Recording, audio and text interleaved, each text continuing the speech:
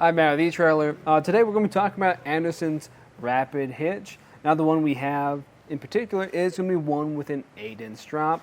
This is going to be perfect for anyone who is pulling a lot of trailers behind you and you really need to mix and match your rise and drop so you can ensure you're properly hauling, making sure you have a smooth transition when you are pulling that trailer behind you. And we're also going to have two different size balls, even if you have different size couplers. Now, if you have any experience with this, let us know what it's like. And if you do decide to go with it, tell us how you're using it and what type of trailers you're pulling behind you. So one of the biggest appeals to this ball mount is just going to be how easy it is to just maneuver and use, because it is going to be made from aluminum. And if you ever need to change what positions it's sitting at, it only has one pin. A lot of times, these are going to have two pins to them, and you have to remove each one individually, and just that transition between all these different locations feels relatively pretty smooth. Once you lock in or find a spot, you can just push that pin back through here. There it is. And it'll hold it into place. You can also flip it around too. Just take this out like that. And you can switch out which ball you plan on using, and that's where that kind of heft really comes into play, is when you're flipping it around. Now in some cases you're going to need a rise, especially if you got some larger trailers that sit up a little bit higher. Then you just have to pull this pin and clip.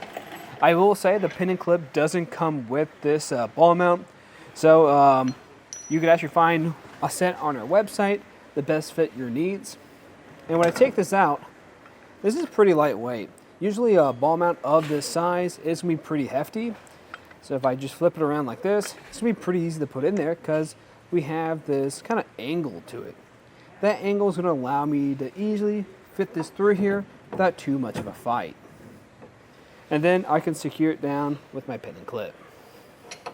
What's really nice about this too is the increments you can adjust the ball mount by, and these are going to be in inch increments. A lot of times you'll see ball mounts in 2-inch increments, so that's just something that you can really get a lot more customization out of.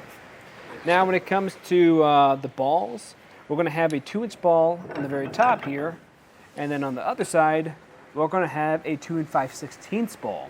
Now they're going to have different weight capacities.